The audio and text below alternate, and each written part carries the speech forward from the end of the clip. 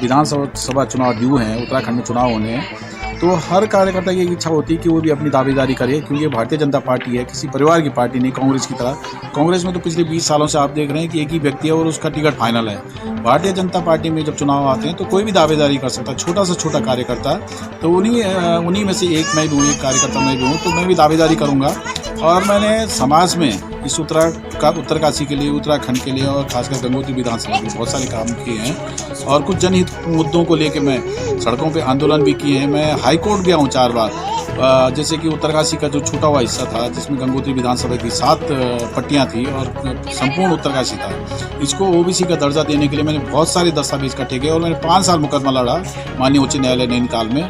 तो जाहिर है कि इसमें भी कोई संसाधन खर्च हुए होंगे, लेकिन अंततः सत्य की विजय हुई है, संघर्ष की विजय हुई है। दूसरा मुद्दा इको सेंसिटिव जोन, जो उत्तरकाशी से लेकर गंगोत्री तक है, जिसमें कई तरह की प्रतिबंध हैं इस क्षेत्र में काम करने के लिए, सड़कों के लिए, पेयजल योजनाओं के लिए।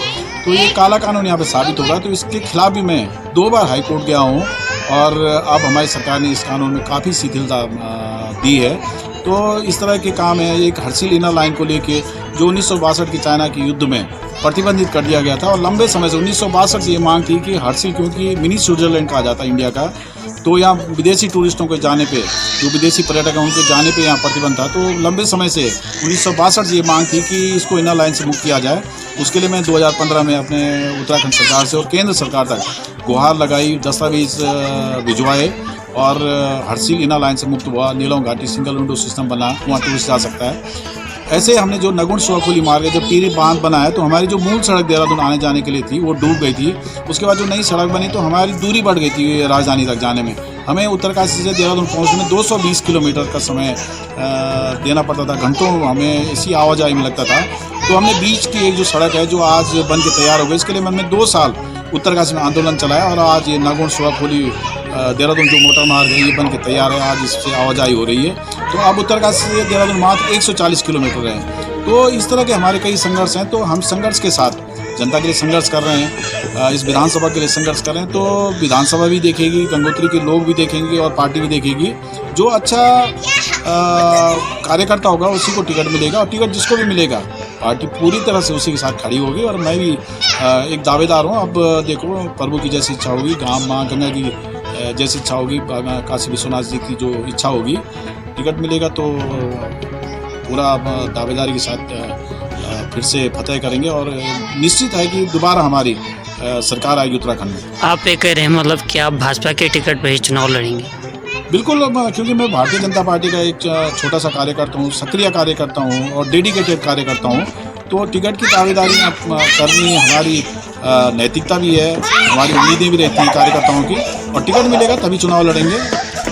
अभी विपक्ष ने कई सवाल उठाए कि यहाँ कई परियोजनाएं हैं, विद्युत परियोजनाएं बंद हैं, आपकी सरकार की इसमें एजेंडे में थी, नहीं हुई? नहीं, बिल्कुल होगी। मैं आपको बता दूं कि उत्तरकाशी में जो लोहारी नाग 600 मेगावाट की जो जल विद्युत परियोजना थी, जिसका निर्माण कार्य पे करीबन 70% काम पूरा हो गया है, करीबन 8,000 करोड़ रुपए इसमें खर्च हो गए हैं। और तब की केंद्र में कांग्रेस की सरकार थी और कांग्रेस सरकार ने इसको बंद कर दिया। तो मेरा मुख्य एजेंडा ये होगा कि इस परियोजना को खोला जाए ताकि लोगों को रोजगार मिले, देश को बिजली मिले, उद्योग धंधे चलें। तो परियोजना को खोलना ये मेरी पहली प्राथमिकता होगी। और एक तो कांग्रेस का किया धरा काम है। उत्तरकाशी में आप देख लीजिए, इस गंगोत्री विधानसभा से 2 बार कांग्रेस के विधायक रहे हैं पूरे 10 साल, वो नगर पालिका के चेयरमैन भी रहे हैं। तो उत्तरकाशी में न तो कूड़े की निस्तारण की व्यवस्था है, उत्तरकाशी में कोई बस अड्डा नहीं है। तो 10 साल तक जो आदमी सत्ता में रहने के बावजूद उत्तरकाशी जैसे महत्वपूर्ण जो गंगोत्री और यमुनोत्री यात्रा का मुख्य पड़ाव शहर है, उसमें बस अड्डा का निर्माण नहीं करवा सका। तो अब आप कल्पना कर लीजिए इनसे क्या उम्मीद की जा सकती है। आपका भारतीय जनता पार्टी के विधायक को भी 5 साल हो गए, आपने क्यों नहीं बनाया? हमारी भारतीय जनता पार्टी ने अभी हमारी मुख्यमंत्री श्री त्रिवेंद्र सिंह रावत जी ने उत्तरकाशी में बस अड्डे की घोषणा करी है। ये मुख्यमंत्री जी की घोषणा में है और इसका पैसा स्वीकृत हो गया और अभी इसके लिए जगह का चयन हो रहा है। और अभी आप देखेंगे हफ्ते 10 दिन में इसका टेंडर लग जाएगा। जो कूड़ा निस्तारण की व्यवस्था है, उसके कूड़ा निस्तारण के लिए 67 लाख रुपये हमारी सरकार ने जारी किया और अभी 20 जनवरी को 42 लाख रुपये और जारी किया है। तो निश्चित तौर पर हमारी सरकार सभी कार्यों पर लगी हुई है। अभी ये कोई जो कांग्रेस का जो खामियाजा है वो हम लोग भी उसको भुगत रहे हैं और जो कांग्रेस ने जो काम नहीं किया, हम लोग उस काम को कर रहे हैं। आप ऑल ओवर रोड को देख लीजिए, हम 4 धाम जो रेल परियोजना है, आने वाले समय में आप रेल यात्रा से 4 धाम की यात्रा करेंगे। तो ये मोदी जी हैं तो सब कुछ मुमकिन है, और मोदी जी के होने से पूरा उत्तराखंड संवर भी रहा है, सज भी रहा है। यदि आप चुनाव मैदान में आते हैं तो आपकी पहली प्राथमिकता क्या होगी? पहली प्राथमिकता तो मेरी उत्तरकाशी को संवारने की है, और मैं कह रहा हूँ कि केवल गंगोत्री विधानसभा ने पूरे संपूर्ण जिले को संवारने की है। और यहाँ पे जो मुझे लगता है कि मुख्य तौर पे एक जिसको कमी मैं कह सकता हूँ कि हमारे उत्तरकाशी और टिहरी के बीच में कोई मेडिकल कॉलेज नहीं है। तो एक मेडिकल कॉलेज हमारे उत्तरकाशी जिले को मिल जाए, टिहरी जिले को मिल जाए, ताकि यहाँ पे जो हमारे बच्चे हैं वो मेडिकल की पढ़ाई भी करें, और जो लोग बीमार होते हैं उनका इलाज भी हो, क्योंकि मेडिकल कॉलेज में पढ़ाई के साथ साथ इलाज भी होता है, बहुत अच्छा इलाज होता है, सभी तरह के एक्सपर्ट वहाँ पे होते हैं। तो ये मेरी प्राथमिकता रहेगी कि किसी भी तरह से उत्तरकाशी जिले और टिहरी जिले में एक मेडिकल कॉलेज सरकार से या केंद्र सरकार से खुलवाने का मेरा प्रयास होगा। आप पूर्व पत्रकारिता से जुड़े हैं, एक वरिष्ठ पत्रकार रहे हैं। पत्रकारिता के हितों के लिए आप यदि आते हैं तो क्या करेंगे?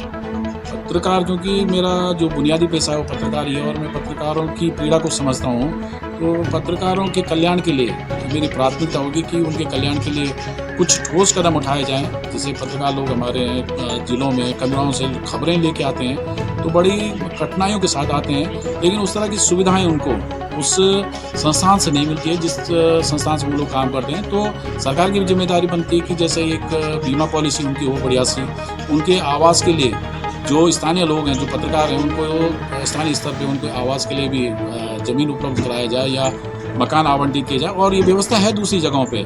और एक उम्र के बाद, जैसे 60 साल के बाद, तो पेंशन उन लोगों को मिले ताकि उनका जीवन भी खुशहाल रहे।